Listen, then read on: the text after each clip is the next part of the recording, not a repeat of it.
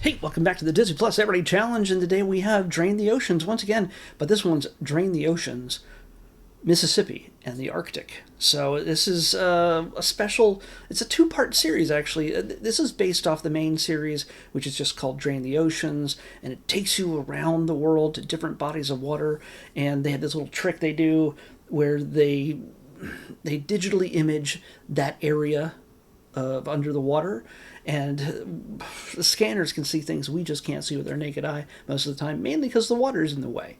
So what are you going to do if you want to look at the Titanic, or you want to look at just coral beds or things, ships, maybe sunken ships from pirates that were hidden away for centuries? You take some scanners over top of it. I'm not sure if it's LiDAR they use. They didn't go into that as much in this one because I figure you might have seen all the other ones, or some of them anyway. But they go over and they capture an image of what the seabed looks like. And then they do this little visual trick on the show here where they just make it look like the water is receding, and then suddenly whatever's at the bottom rises into view, and it's sometimes fairly breathtaking. It's all digital. It's not like they have an avatar budget or anything else, but it's certainly it looks pretty cool to see. Hey, you know what? This is what the Titanic looks like without what's left of it now, without all the water around it. In this case, we get to see what it's like in the Arctic at a base called the Century Base. Century as in 100 years. Century Base, which the Americans created during the Cold War to kind of get close to Russia and to keep their eye on it better than anywhere else, because it's the closest distance between the United States, well, Alaska, and Russian land, or at least North America and the Russian Asian continent. So, yeah, it's a lot of spy work was going on there. Even nuclear missile base was a project that was eventually abandoned. And part of the story beyond just, I love the history part of it. Them talking about trekking across the snow and the things they had to go through to make it isn't as interesting to me. Although they certainly, the guy who the people who really researched this did some amazing work. I'm more interested in how this connects to history and the whole Cold War era stuff here in this secret but yet not so secret base in the coldest climates to the north of us. Well, they certainly give you some good history on that. Between nuclear bases and bringing up Boy Scouts to hang out for propaganda to show, hey, look what we got, Russians. We got a secret base, and we might be looking at you. But yeah, part of that story is not just so much about why they went there and how they went there, but why they left and what they left behind, which with the way the ice is receding due to climate change and everything else. The remains of that base, even though it's a good, 160 meters or yards, I'm not sure what measurement they use, it's a good distance underground, under the ice shelf. It's been crushed due to all the weight that has accumulated over the years, and now that it's going away, we might be able to see it with the naked eye without having to dig. They did a lot of ice testing to make sure that if there was any leaks from the nuclear waste that was left behind. Yeah, they did that. So yeah, for me, yeah, the history is just fascinating to see it from this point of view. I didn't know about Century Base and the project, the nuclear missile project that was there. So it's kind of neat to learn about these kind of things. I only watched that one episode. They're each about 44 minutes long. They're from 2021, so it's one of the newer entries in this. And this is the last so far. They might add some in the future, but it's the last of these docuseries that I have to watch. So it's another era that I've finished. We still have like a Dr. Paul series, and there's so many of those. But yeah, the Mississippi River, that actually has me interested in. I might watch the second episode when I have time. Because, hey, it's in the heart of America. I want to see it's not as deep waters, but what's land down there? A bunch of steamboats and I don't know. Tom's Raft. I don't know. Huckleberry Finn's stuff. I don't know. We'll see. It shows how much I know about the Mississippi River.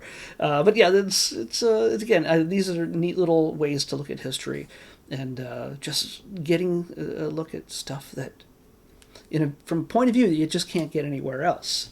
And people will say, "Oh, there's ships at the bottom of the ocean thanks to World War II, and check out where the submarines are, and this battle happened here." Yeah, it's great, but until you can actually see it, or at least a rendering of it digitally, it doesn't mean the same. So definitely give this a check out.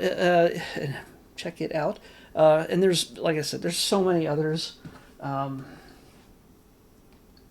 Drain the Oceans, that's the big series.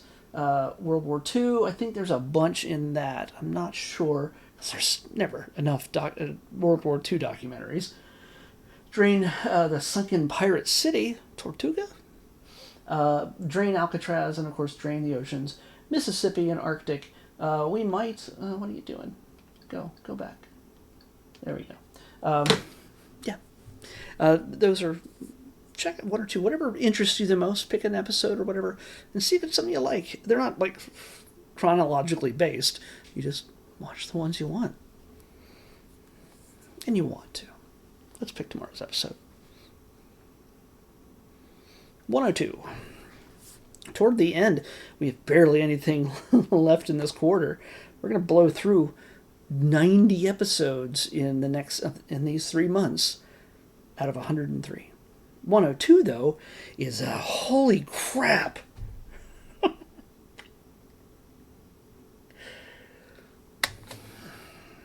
It's another movie. From Lifetime. Okay. We blew through 2 just this week. Just this past week. I mean, I'm fine with getting through them all, but we only had like 8 or 9 movies left. And that includes the ones that are being added soon, because when it's like a Marvel or a Star Wars thing that gets added, or like a big major Disney animation film or something, or Pixar premiere on Disney Plus, I watch it the day that it comes out, or the day after, somewhere, depending on when it gets released. And we have a Sony Marvel film coming soon, later this month. And we still have, even after they took so many of the Christmas holiday romance films from Lifetime and kept them over on Hulu, maybe because I complained, but also because I made a whole plan and they took them all away. But they left a few that aren't Christmassy. And this one is definitely not Christmassy. It's called Wrath, a 7 Deadly Sins story. From the looks of it, when I was looking at the final ones, I think it's an anthology, but it's in a single movie, and God knows it's an hour and 28 minutes long, because that's what they all are on the Lifetime network. So, yeah, we're going to be watching one of the last 2 Lifetime movies. This is random, unless I tell you, like when I chose Tron Ares this week when it premiered, I chose that to watch it on a specific day. This stuff, when I press that button to pick a random number, I don't know what I'm going to watch. And we got 3 Lifetime movies in the span of a week. This is why I used to block the shark stuff, because there's way too much of that. I was getting 3 of those a week. Anyway, we're down to the final one, so we're going to watch them. This one, Wrath, a 7 Deadly Sins story, is what we're watching next on the Disney Plus Everyday Challenge. I'll see you back here tomorrow with that. Bye.